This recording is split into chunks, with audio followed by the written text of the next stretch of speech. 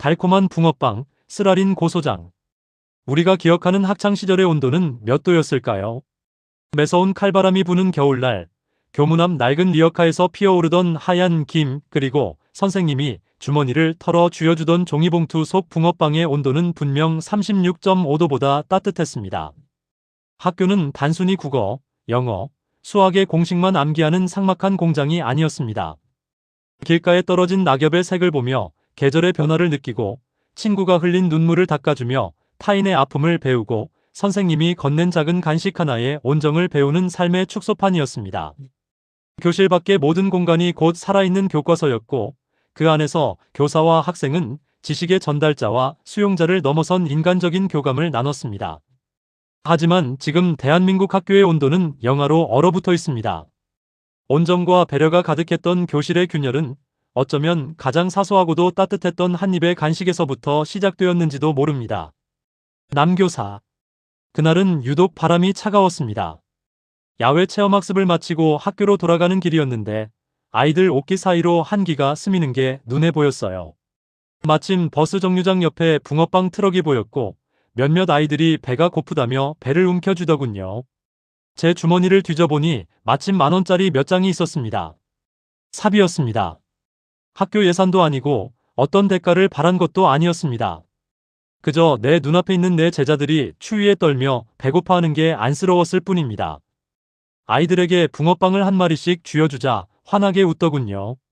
선생님 최고라며 엄지를 치켜 세우는 아이들을 보며 저는 교사로서 아주 작은 보람과 행복을 느꼈습니다. 그 미소가 저를 파멸로 이끄는 덫이 될 줄은 꿈에도 모른 채 말입니다. 일주일 뒤 교무실로 낯선 전화가 걸려왔고 저는 그대로 얼어붙었습니다. 한 학부모가 저를 아동학대로 경찰에 신고했다는 내용이었습니다. 사유는 황당했습니다. 왜 우리 아이에게 사전 동의도 없이 밀가루와 설탕이 가득한 불량식품을 먹여 정서적, 신체적 학대를 가했느냐는 것이었습니다. 아이가 평소에 다이어트 스트레스를 받고 있는데 교사가 붕어빵을 강권하여 아이의 정신을 피폐하게 만들었다는 주장 보태졌더군요. 억울했습니다. 화가 났습니다. 하지만 법적 공방이 시작되자 저는 피의자일 뿐이었습니다. 아동학대 혐의 없음 처분을 받아내기까지 무려 1년이라는 시간이 걸렸습니다. 매주 법원과 경찰서를 오가며 조사를 받았고 교육청에서는 징계위원회가 열리니 많이 청문회가 진행됐습니다. 그 1년 동안 제 삶은 완전히 송두리째 찢겨나갔습니다. 정신과 약 없이는 단 1시간도 잠을 잘 수 없었고 교실에 들어설 때마다 아이들이 아니라 저를 고소할 잠재적 고발자들로 보이기 시작했습니다. 붕어빵 1,000원짜리 몇 개 사준 대가가 제 15년 교직 생활과 영혼을 무참히 짓밟는 칼날이 되어 돌아온 것입니다. 선생님의 따뜻한 손길은 이제 법정의 증거물이 되고 아이들의 웃음소리는 서늘한 조서의 한 줄로 기록되는 시대입니다. 호의는 권리가 되었고 정성은 범죄의 빌미가 되었습니다. 교사가 아이에게 건네는 모든 친절에는 이제 아동학대라는 무서운 꼬리표가 붙을 수 있다는 공포가 대한민국 모든 교무실을 지배하기 시작했습니다. 교사의 진심이 사법적인 잣대로 재단당하는 순간 공교육의 가장 소중한 가치였던 신뢰라는 기둥은 소리 없이 부서져 내리고 있었습니다. 1대 99의 민원게임. 민주주의의 기본 원칙은 다수결입니다. 수많은 사람들의 의견을 조율하고 가장 합리적인 방향을 찾아가는 과정이죠. 하지만 지금의 대한민국 학교에서는 이 상식이 통하지 않습니다. 단 한 명의 목소리가 99명의 권리를 짓밟고 단 한 건의 악성 민원이 수백 명의 추억을 지워버리는 기형적인 1대 99의 게임이 매일같이 벌어지고 있습니다. 특히 아이들이 1년 내내 손꼽아 기다리는 수학여행은 이 잔혹한 게임의 가장 거대한 전쟁터가 됩니다. 과거의 수학여행이 설렘과 낭만의 대명사였다면 지금의 수학여행은 교사들에게는 언제 터질지 모르는 시한폭탄이자 밤마다 악몽을 꾸게 만드는 잔혹한 형벌과도 같습니다. 행정 절차의 복잡함은 둘째치더라도 학부모들로부터 쏟아지는 기상천외한 민원 전화는 교사들의 숨통을 조여옵니다. 버스 좌석 배치가 마음에 안 든다며 밤새 항의하는 부모, 우리 아이가 싫어하는 친구와 같은 방을 쓰게 했다며 인권침해로 고발하겠다는 부모, 심지어 식단에 우리 아이가 좋아하는 반찬이 없다며 전면 수정을 요구하는 부모까지. 학교는 더 이상 교육을 기획하는 곳이 아니라 무차별적으로 쏟아지는 민원 폭탄을 방어하는 최전선의 방공호로 변질되었습니다. 여교사. 올해 고등학교 2학년 담임을 맡으면서 아이들과 함께 갈 경주 수학여행을 몇 달 전부터 준비했습니다. 숙소를 고르고 안전 점검을 하고 버스를 계약하는 내내 손이 떨렸습니다. 그런데 출발을 불과 이틀 앞두고 교무실 전화가 불이 났습니다. 어떤 학부모 한 분이 강력하게 항의를 해온 것입니다. 우리 아이가 먼지 알레르기가 심한데 경주의 전통 한옥 숙소는 먼지가 많을 것이 뻔하다. 왜 이런 곳으로 숙박여행을 기획했느냐. 당장 일정을 당일치기로 변경해라. 저는 정중하게 설명해드렸습니다. 이미 수개월 전에 공지했고 학부모 99%의 동의를 얻었으며 해당 숙소는 최신식 5성급 호텔 수준의 청결도를 유지하고 있다고 말이죠. 하지만 그 부모는 막무가내였습니다. 교육청에 넣겠다. 국민신문고에 올리겠다. 교장의 직무유기로 고발하겠다며 소리를 질렀습니다. 학교 관리자들은 결국 굴복했습니다. 소송에 휘말리면 학교 평가가 깎이고 자신들의 승진이 날아가니까요. 결국 출발 바로 전날 밤 2박 3일의 경주 수학여행은 아침 6시에 출발해 밤 11시에 돌아오는 잔인한 당일치기 강행군으로 번복되었습니다. 다음날 아침 운동장에 모인 100명의 아이들 표정을 저는 평생 잊지 못합니다. 기대감으로 부풀었던 아이들의 눈동자에는 실망과 원망이 가득했습니다. 평생 단 한 번뿐인 고등학교 시절의 밤샘 수다와 베개 싸움, 친구들과 밤하늘의 별을 보며 나누던 비밀 이야기들은 단 한 명의 민원 때문에 공중으로 날아갔습니다. 버스 안에서 피곤해 지쳐 꽥꽥 잠든 아이들을 보며 눈물이 났습니다. 내가 왜 이 자리에 서서 아이들의 추억을 도둑질하는 공범이 되었나 싶은 자괴감이 들었습니다. 이게 과연 올바른 학교입니까? 단 한 명의 불편함을 해소하기 위해 99명의 아이들이 당연히 누려야 할 행복을 빼앗는 것이 지금 대한민국 교육이 말하는 공정이고 평등입니까? 단 한 명의 이기심이 전체를 지배하는 교실, 그리고 법적 책임을 회피하기 위해 가장 손쉬운 포기를 선택하는 학교. 정상적이었던 세상의 균열은 이제 거대한 절벽이 되어 교사와 아이들 사이를 가로막고 있습니다. 리스크를 감수하느니 차라리 아무것도 하지 않는 것이 미덕이 되어버린 학교에서 아이들이 배울 수 있는 것은 타인에 대한 배려가 아니라 목소리 큰 사람이 이긴다는 서글픈 권력의 법칙뿐입니다. 서류와 계약서로 변해버린 사제관계. 언제부터였을까요? 스승의 그림자도 밟지 않는다던 옛말은 박물관의 유물이 되었고 교사와 학생이 마주보는 교실은 서로의 약점을 찾아내기 위해 눈을 번뜩이는 소리 없는 전쟁터가 되었습니다. 오늘날 대한민국의 학교를 지탱하는 것은 스승과 제자 사이의 끈끈한 정이나 인간적인 신뢰가 아닙니다. 그 자리를 대신 채운 것은 수십 장의 동의서, 법적 책임 면제 각서, 그리고 한자 한자 날카롭게 인쇄된 계약서의 조항들입니다. 학부모들은 더 이상 학교를 아이의 인성과 영혼을 길러주는 성스러운 교육기관으로 바라보지 않습니다. 그들에게 학교는 세금을 내거나 막대한 비용을 지불하고 그에 상응하는 완벽한 결과물을 돌려받아야 하는 일종의 종합서비스 센터일 뿐입니다. 내 아이가 남들보다 더 쾌적한 환경에서 더 특별한 대접을 받으며 단 하나의 불편함도 겪지 않아야 한다는 이기적인 소비자 중심주의가 공교육의 울타리를 무참히 부수고 들어왔습니다. 내가 내는 세금으로 월급을 받는 공무원인데 왜 내 아이에게 맞춤형 서비스를 제공하지 않느냐는 서슬퍼런 요구 앞에 교사는 교육자로서의 정체성을 잃어버린 채 고객의 무리한 요구를 무조건 수용해야 하는 극단적인 감정 노동자로 전락했습니다. 이제 교실 밖으로 발을 내딛는 모든 순간은 아름다운 체험학습이 아니라 교사 개인의 인생과 전 재산을 걸고 벌이는 위험천만한 도박이 되었습니다. 아이가 버스 안에서 가벼운 멀미를 하거나 잔디밭을 뛰놀다 넘어져 무릎에 작은 스크래치 하나만 생겨도 그 모든 원인은 교사의 업무상 과실이자 관리 소홀이라는 무서운 죄목으로 둔갑하여 법적인 고소장과 함께 교사의 목을 죄어옵니다. 과거에는 아이가 다치면 부모가 먼저 학교로 달려와 우리 아이 때문에 선생님이 고생하셨다며 손을 맞잡았지만 지금은 법률 대리인의 서류가 먼저 교무실 책상 위에 도착합니다. 아이들의 안전을 위해 밤새도록 계획안을 짜고 안전 가이드라인을 확인했던 교사의 헌신은 법정에서는 아무런 효력을 발휘하지 못하는 무의미한 종이 쪼가리에 불과합니다. 법조문과 판례는 오직 발생한 결과만을 두고 교사에게 무한 책임을 요구할 뿐입니다. 이 거대하고 기형적인 사법화의 파도 속에서 교사들은 스스로를 지키기 위해 마음의 문을 걸어 잠그기 시작했습니다. 아이를 사랑하는 마음으로 다가가는 것 자체가 법적 리스크를 키우는 행위가 되어버렸기 때문입니다. 이제 교무실 벽면을 가득 채운 것은 아이들의 밝은 그림이나 편지가 아니라 혹시 모를 소송에 대비하기 위한 행정서류와 법적 자문 안내서입니다. 스승과 제자라는 세상에서 가장 아름다웠던 관계가 서로를 고발하고 방어하는 철저한 계약 관계와 잠재적 피고인과 원고의 관계로 변질되어 버린 것입니다. 선생님, 제 아이의 권리를 보장해 주십시오. 이 한마디는 이제 교육적 요구가 아니라 법적 협박과 다름없는 무게로 교사들의 심장을 짓누릅니다. 체험학습을 가기 전 학교는 학부모들에게 수십 페이지에 달하는 책임 서약서와 동의서를 요구합니다. 어떤 사고가 발생했을 때 학교와 교사에게 법적 책임을 묻지 않겠다는 서명을 받기 위함이지만 그 서류를 작성하는 교사의 마음은 이미 참담함으로 가득 차 있습니다.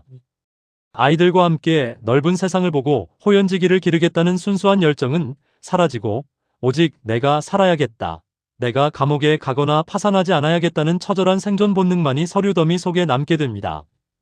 교사가 아이의 눈빛을 보며 대화하는 대신 학부모의 민원 전화 내용을 녹음하고 서류의 문구를 수정하는데 온 에너지를 쏟아붓는 이 기이한 풍경이 바로 2026년 대한민국 공교육의 민낯입니다. 결국 사제관계의 본질이었던 믿음이라는 단어는 계약서의 조항으로 대체되었습니다. 교사는 아이가 다칠까봐 두려워 걷는 것조차 통제하게 되고 아이들은 규칙과 서류의 틀에 갇혀 진정한 자유와 성장의 기회를 잃어버립니다. 다치지 않는 것, 소송당하지 않는 것, 아무런 잡음도 일어나지 않는 것이 교육의 최우선 가치가 되어버린 순간 학교는 이미 생명력을 잃은 거대한 콘크리트 무덤과 다름없게 되었습니다. 우리가 아이들에게 가르치고 있는 것은 세상에 대한 탐구와 도전이 아니라 위험 요소를 철저히 배제한 서류상의 안전지대 안에서만 숨쉬는 유약함입니다. 서로를 향한 칼날을 품은 채 서류와 계약서로 간신히 유지되는 이 위태로운 사제관계의 결말은 과연 어디를 향해 가고 있는 것일까요? 아이들을 위해 흘리던 교사의 눈물은 이제 법정에서 자신을 변호하기 위한 진술서의 잉크로 메말라가고 있으며 그 속에서 우리의 아이들은 인간에 대한 신뢰 대신 법과 계약의 냉혹함만을 너무 일찍 배워가고 있습니다. 아무것도 하지 마라, 교사들의 서바이벌 가이드. 여교사. 이제 동료 교사들끼리 모이면 농담 반 진담 반으로 얘기해요. 아니, 사실은 농담의 가면을 쓴 100%의 진심이자 처절한 생존 가이드라인이죠. 애들한테 사비로 절대로 뭐 사주지 마라. 아무리 이쁘고 기특해도 머리 쓰다듬거나 어깨에 토닥이지 마라. 길 가다 넘어져서 피가 나도 절대로 내 손으로 먼저 잡아 일으켜주지 말고 무조건 보건실로 직행하게 해라. 괜히 어설프게 정 베풀고 인간적인 교사 노릇하려다가 인생 순식간에 망가지고 패가망신한다는 게 지금 대한민국 교사들이 살아남기 위해 매일 아침 을조리는 주문입니다. 참 서글프죠. 내가 이런 대접을 받으려고 그 힘든 임용고시를 패스하고 그 무거운 사명감을 가슴에 품은 채 교단에 섰나 자괴감이 듭니다. 예전에는 사랑과 열정이 가득한 교사가 좋은 교사였지만 지금은 아무것도 하지 않는 교사, 아이들과 철저하게 비즈니스적인 거리감을 유지하는 교사가 가장 현명하고 능력 있는 교사로 대접받습니다. 교실에서 누군가 울고 있어도 섣불리 다가가 안아줄 수 없습니다. 그 따뜻한 포옹이 법정에서는 아이의 신체를 강제로 구속한 성추행이나 정서적 학대의 증거물로 둔갑할 수 있으니까요. 아이가 수업 시간에 엎드려 잠을 자도 굳이 깨우지 않습니다. 억지로 깨우다가 아이가 수면권을 침해당했다며 짜증을 내거나 정신적 충격을 받았다고 학부모가 교육청에 민원을 넣으면 그 책임은 고스란히 깨운 교사의 몫이 됩니다. 그러니까 그냥 내버려 두는 겁니다. 매정하다고요? 냉혈한 같다고요? 그렇게 손가락질하는 사람들에게 묻고 싶습니다. 단 한 번의 친절 때문에 경찰서 조사를 받고 직위해제를 당하고 평생 일궈온 직장을 잃을 위기에 처해본 적이 있느냐고 말입니다. 우리는 지금 교육을 하는 게 아니라 지뢰밭을 걷고 있습니다. 어디를 밟아야 터질지 모르는 공포 속에서 우리가 선택한 유일한 방어 기제는 바로 스스로 로봇이 되는 것입니다. 감정을 지우고 인간적인 유대를 끊어내고 오직 교육과정에 명시된 텍스트만 기계적으로 전달하는 서류상의 교사. 그것이 이 미쳐가는 교육 현장에서 내 가정과 내 인생을 지킬 수 있는 유일한 서바이벌 가이드입니다. 열정은 죄가 되고 무관심은 미덕이 되는 사회. 대한민국 교무실의 풍경은 이제 거대한 무기력의 수용소와 다름없습니다. 교사들이 작성하는 주간 학습 계획안 이면에는 어떻게 하면 학부모의 고소로부터 안전할 것인가에 대한 처절한 생존 방정식이 숨겨져 있습니다. 아이들을 향한 진심 어린 걱정과 훈육은 아동학대라는 만능 치트키 앞에 무력하게 무릎을 꿇었습니다. 과거에는 스승의 매서운 호통 속에서 제자들은 자신들의 잘못을 뉘우치고 올바른 길을 찾아가는 이정표를 발견했지만 지금의 교사들은 아이가 선을 넘고 타인에게 피해를 주어도 마음껏 꾸짖지 못합니다.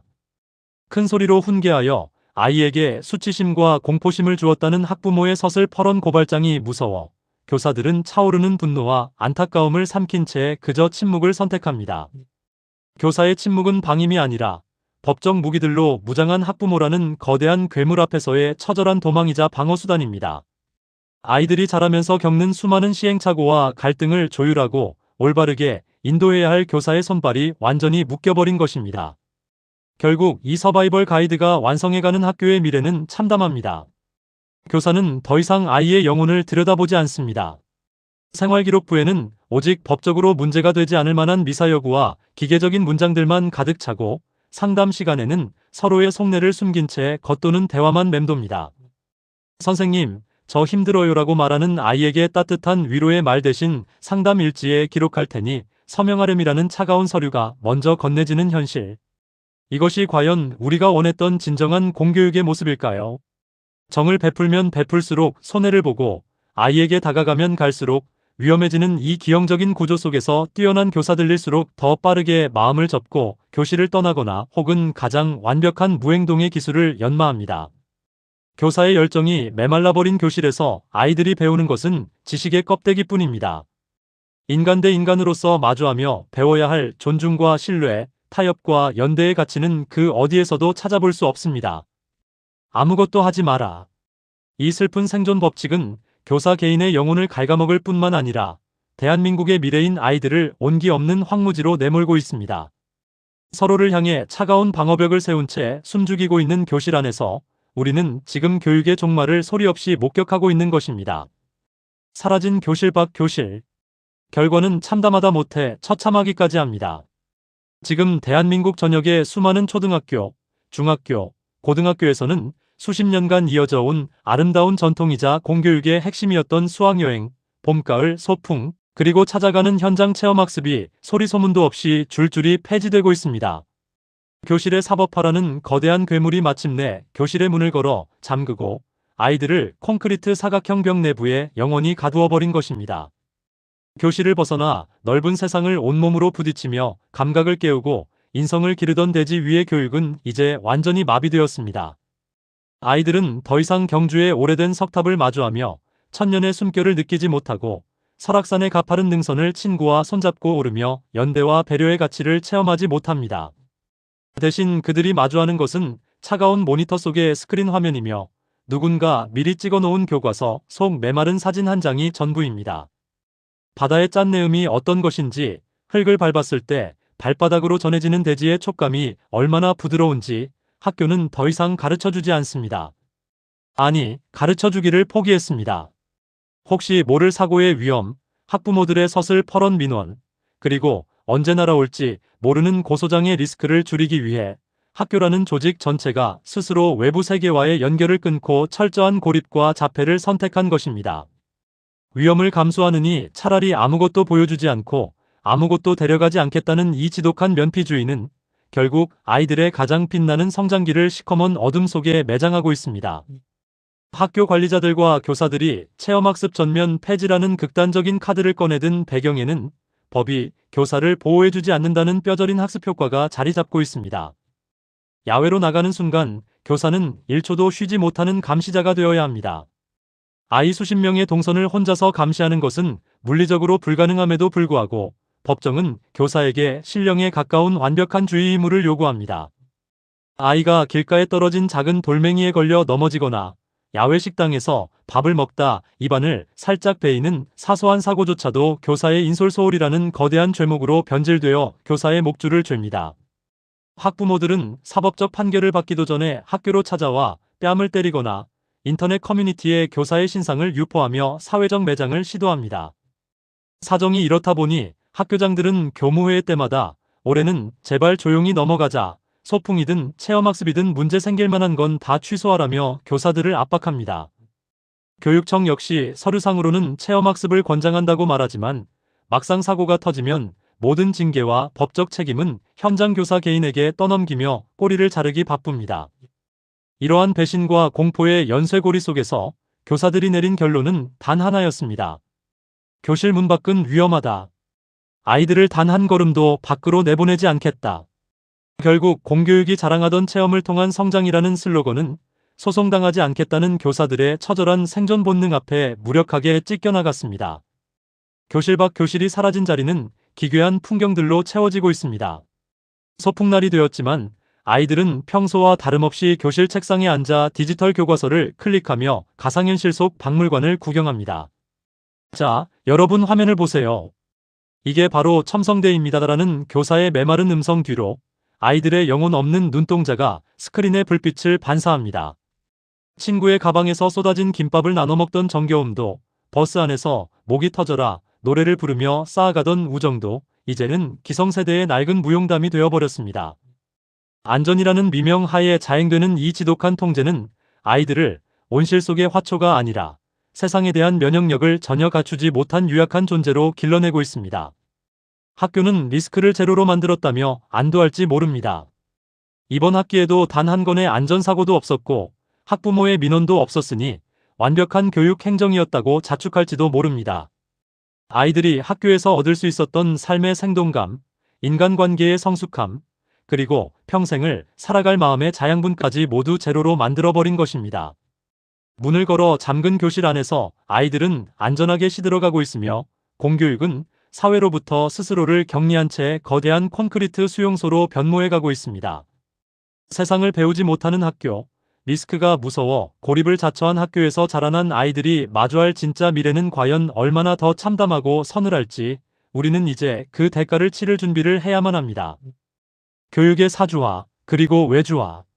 학교가 리스크를 회피하기 위해 스스로 빗장을 걸어 잠그고 체험학습을 포기하자 교육 현장에는 그 누구도 예상치 못했던 기괴하고 서글픈 괴물이 등장했습니다.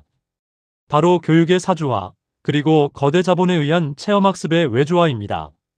학교라는 울타리가 안전이라는 미명 하에 교실 밖 교육을 전면 중단하자 아이들이 마땅히 누려야 할 경험의 공백을 발빠르게 파고든 것은 다름 아닌 거대 사교육 시장과 대기업의 값비싼 체험 상품들이었습니다.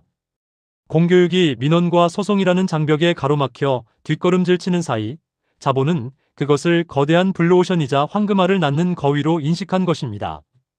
이제 아이들의 추억과 경험마저도 철저한 자본주의의 논리에 의해 상품화되고 계급화되기 시작했습니다.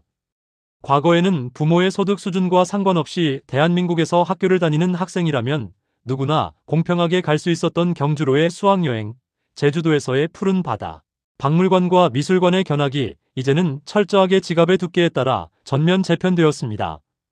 돈이 있고 여유가 있는 가정의 아이들은 학교가 소풍을 취소하든 말든 상관하지 않습니다.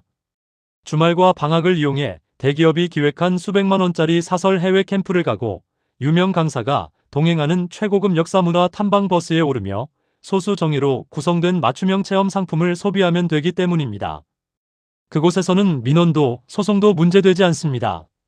막대한 비용을 지불한 만큼 철저한 경호와 완벽한 서비스가 제공되는 무균실의 교육이 자본의 힘으로 유지되기 때문입니다. 하지만 진짜 비극은 자본의 혜택을 받지 못하는 평범하고 가난한 아이들의 교실에서 소리 없이 일어납니다. 사설 캠프나 값비싼 외주 상품을 이용할 여력이 없는 가정의 아이들에게 학교의 체험학습 폐지는 세상으로 나갈 수 있는 단 하나의 통로가 완전히 차단당했음을 의미합니다. 다른 친구들이 주말마다 화려한 경험의 스펙을 쌓아 올릴 그때 이 아이들은 학교가 소풍을 포기한 평일 낮 시간 텅 빈 교실에 덩그러니 남아 차가운 형광등 불빛 아래에서 자습을 합니다. 오늘은 원래 소풍날이었지만 안전상의 이유로 취소되었으니 각자 문제집을 풀도록 하라는 교사의 메마른 지시 앞에 아이들은 힘없이 고개를 숙입니다. 공교육이 마땅히 책임져야 했던, 그리고 공교육만이 제공할 수 있었던 가장 소중하고 가치 있는 역할, 바로 평등한 경험의 기회가 단 몇 건의 악성 민원과 법적 소송이라는 이기주의의 장벽에 부딪혀 산산조각이 나버린 것입니다. 학교는 모든 아이들에게 공평한 출발선을 제공해야 하는 최후의 보루여야 합니다. 집안 환경이 어렵더라도 학교라는 공간을 통해서만큼은 누구나 똑같이 바다를 보고 똑같이 산을 오르며 똑같이 문화를 향유할 수 있어야 그것이 진정한 복지이자 국가의 의무입니다. 하지만 지금 대한민국의 학교는 그 의무를 스스로 내던졌습니다. 학부모의 고소고발이 무서워서, 행정적인 책임 추궁이 두려워서 가장 먼저 약자들의 경험할 권리를 박탈해버린 것입니다. 결국 교육의 외주화가 가져온 결말은 참담한 양극화와 차별의 심화입니다. 이제 교실 안의 아이들은 서로가 주말에 어떤 체험 상품을 구매했는지를 두고 은밀한 계급장을 나눕니다. 학교가 제공하던 평등한 추억의 자리가 사라지자 아이들 사이의 대화는 너 이번에 어떤 대기업 캠프 갔다 왔어? 너는 왜 집에만 있었어? 라는 상처 가득한 질문들로 채워집니다. 돈으로 경험을 사는 아이들은 세상을 넓게 바라보는 리더십을 기르고, 돈이 없어 교실에 갇힌 아이들은 시작도 하기 전에 패배감과 박탈감을 먼저 배웁니다. 이것은 단순한 소풍의 유무를 넘어선 미래 세대의 정서적 지적 자산의 심각한 불평등을 야기하는 거대한 재앙입니다. 악성 민원을 제기하며 학교를 흔들었던 이기적인 학부모들과 책임을 지지 않으려고 굴복했던 교육 당국의 비겁함이 합작해낸 결과는 결국 공교육의 완전한 파산이자 사교육 시장으로의 영혼의 매도였습니다. 교실 밖의 넓은 세상을 대기업의 상품 카탈로그를 통해서만 선택할 수 있는 사회, 돈이 없으면 추억을 가질 권리조차 박탈당하는 서글픈 학교. 우리가 마주한 교육의 사주화와 외주화는 대한민국의 공교육이 더 이상 아이들을 평등하게 길러낼 힘을 잃어버렸음을 증명하는 가장 명백하고 서늘한 증거입니다.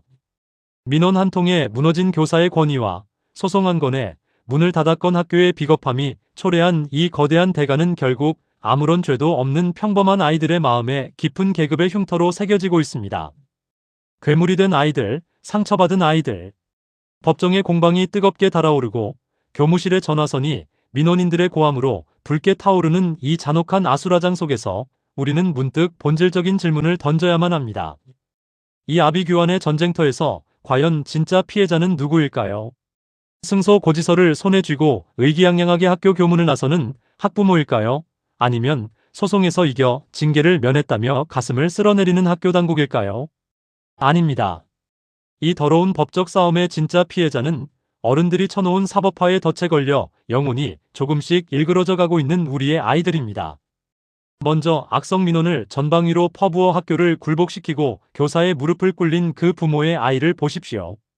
그 아이는 매일 저녁 식탁에서 자신의 부모가 학교 교장과 담임교사를 어떻게 협박하고 통제하는지, 법조문을 어떻게 들이밀며 어른들의 권위를 처참하게 짓밟는지 고스란히 보고 들으며 자라납니다.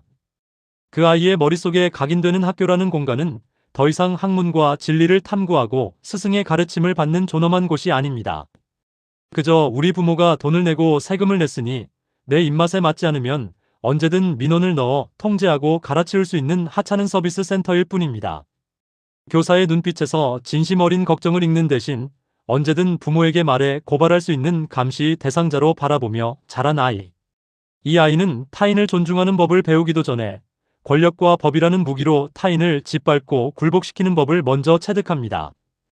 이기주의를 정의로 착각하고 타인의 권리를 침해하는 것을 자신의 당연한 권리라 믿으며 자라난 아이는 결국 우리 사회가 감당해야 할 거대하고 정서적인 괴물이 되어갈 수밖에 없습니다. 반면 아무런 잘못도 없는 나머지 99명의 평범한 아이들이 마주하는 현실은 너무나도 가혹하고 처량합니다. 그저 친구들과 함께 버스를 타고 먼 길을 떠나며 휴게소에서 과자를 나눠 먹고 낯선 숙소의 좁은 방에 옹기종기 모여 앉아 밤이 새는 줄도 모르고 속닥거리던 그 사소한 온기. 베개 싸움을 하다 교사의 발자국 소리에 급히 이불을 뒤집어 쓰고 숨을 죽이던 그 풋풋하고 찬란한 인생의 한 페이지를 이 아이들은 어른들의 이기심 때문에 통째로 도둑맞았습니다. 학창시절의 추억이라는 것은 나중에 어른이 되어 돈을 아무리 많이 지불해도 결코 다시 구매할 수 없는 영혼의 타임캡슐입니다. 힘든 사회생활에 지치고 삶의 무게에 짓눌릴 때 문득 뒤돌아보며 그때 우리 참 재미있었지라며 미소 지을 수 있는 그 단 한 줌의 기억마저 어른들의 소송 전쟁 속에 차갑게 분쇄되어 버린 것입니다. 공동체 안에서 부딪히며 서로 다른 성향의 친구와 방을 쓰고 메뉴가 마음에 들지 않아도 함께 나누어 먹으며 배울 수 있었던 양보와 타협, 그리고 배려라는 삶의 가장 위대한 공식들을 배울 기회는 영원히 박탈당했습니다. 대신 아이들이 텅 빈 교실에 남아 배운 것은 냉혹한 이기주의의 법칙과 단 한 명의 목소리 큰 괴물이 전체의 행복을 어떻게 파괴할 수 있는지에 대한 서글픈 권력 구조뿐입니다. 더욱 끔찍한 것은 학교가 아이들에게 갈등을 해결하는 방법으로 대화와 이해가 아닌 법적 공방과 서류를 가장 먼저 가르치고 있다는 사실입니다. 친구끼리 사소한 말다툼을 벌여도 교사가 중간에서 인간적으로 중재하고 서로 화해하게 만드는 풍경은 이제 사라졌습니다. 아이들은 서로의 잘못을 수첩에 기록하고 부모에게 달려가 학교폭력대책심의위원회에 고발해 달라고 요청합니다. 초등학교 교실에서조차 너 그거 명예훼손이야. 너 우리 엄마가 변호사 선임해서 고소할 거야 라는 살벌한 문장들이 난무합니다. 타협과 배려를 배워야 할 인생의 가장 눈부신 나이에 이기주의의 칼날과 법적 공방의 서늘함을 먼저 보고 배우는 아이들에게 우리가 과연 어떤 미래를 기대할 수 있겠습니까? 상처받은 아이들은 더 이상 친구에게 깊은 마음을 열지 않고 교사에게 도움의 손길을 내밀지 않습니다. 냉소와 불신만이 가득한 교실 안에서 아이들의 마음은 조금씩 황폐해져 가고 있으며 서로를 향한 무언의 감시와 방어벽만이 더욱 견고해질 뿐입니다. 진짜 피해자인 아이들은 지금 이 순간에도 어른들이 만들어 놓은 사법화의 거대한 맷돌 아래에서 비명을 지르며 갈려나가고 있습니다. 우리가 보호하려 했던 것은 아이들의 안전이었을까요? 아니면 어른들의 추악한 자존심과 책임 회피였을까요? 영혼의 깊은 멍이 든 채 괴물이 되거나 방관자가 되어가는 아이들의 거친 숨소리가 무너져 내리는 대한민국 교실의 가장 슬픈 장송곡으로 울려 퍼지고 있습니다. 무균실 속의 아이들, 과연 안전할까? 상처받지 않고 조금의 불편함도 겪지 않으며 아주 작은 위험조차 완벽하게 차단된 공간. 어쩌면 오늘날 대한민국의 수많은 학부모가 그토록 갈구하고 학교 당국에 필사적으로 요구해왔던 학교의 최종 진화 형태는 바로 먼지 한 톨조차 허용되지 않는 이 완벽한 무균실 같은 공간이었을지도 모릅니다. 내 아이가 거친 바람을 맞지 않도록 교실 밖 야외 활동을 전면 통제하고 친구들과의 사소한 갈등으로 정서적 찰과상을 입지 않도록 사제관계와 교우관계를 계약서로 묶어버린 세상. 그 안에서 아이들은 겉보기에 너무나도 안전하고 깨끗하며 평온하게 보호받는 것처럼 보입니다. 학교는 더 이상 다치는 아이가 없으니 안전지대라 자평하고 부모들은 내 아이의 권리가 완벽하게 사수되었다며 만족해할지도 모릅니다. 하지만 우리는 본질적이고도 치명적인 자연의 법칙을 망각하고 있습니다. 평생을 먼지 하나, 세균 하나 없는 완벽한 무균실 안에서만 온실 속 화초처럼 자라난 아이는 그 철갑 같은 유리 온실 밖으로 걸어 나오는 그 첫걸음의 순간 세상에 존재하는 가장 작고 보잘것없는 바이러스 하나에도 면역 체계가 완전히 붕괴되어 스스로 무너져 내릴 수밖에 없다는 잔인한 진실을 말입니다. 학교는 아이들이 평생 머무를 수 있는 영원한 도피처가 아닙니다. 언젠가는 거친 파도가 몰아치고 냉혹한 이해관계가 대립하며 불합리함과 억울함이 가득한 진짜 현실 사회라는 거대한 야생으로 걸어나가야만 하는 전 단계일 뿐입니다. 하지만 지금의 학교는 아이들에게 면역력을 길러주는 대신 스스로 항체를 형성할 수 있는 모든 기회를 안전이라는 칼날로 싹둑 잘라내고 있습니다. 교사가 제자에게 건네는 아주 작고 따뜻한 온정의 손길을 정서적 학대라는 무서운 법적 죄목으로 묶어 고발하고 내 아이가 겪어야 하는 단 1%의 작은 불편함과 먼지 알레르기를 참지 못해 다른 99명 아이들의 소중한 추억과 인생의 한 페이지를 무참히 짓밟아버리는 사회. 우리는 지금 이 지독한 이기주의와 과보호의 늪 속에서 과연 우리의 소중한 자녀들에게 진정한 의미의 보호를 선물하고 있는 것일까요? 아니면 스스로 생각하고 스스로 넘어졌다 일어서며 타인과 부딪히고 타협하며 홀로 당당하게 서는 방법을 배울 수 있는 유일한 기회를 어른들의 손으로 직접 빼앗아버리고 있는 것일까요? 진짜 교육이란 위험을 제로로 만드는 것이 아니라 위험을 마주했을 때 그것을 어떻게 극복하고 관리해야 하는지 그 지혜를 가르치는 것입니다.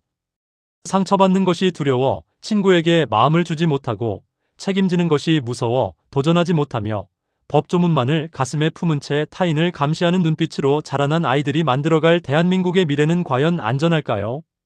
타인의 아픔에 공감할 줄 모르고 오직 자신의 안위와 이익만을 위해 법과 제도라는 무기를 휘두르는 괴물들이 지배하는 세상은 지금 우리가 무서워하는 그 어떤 안전사고보다 훨씬 더 끔찍하고 파멸적인 재앙이 될 것입니다.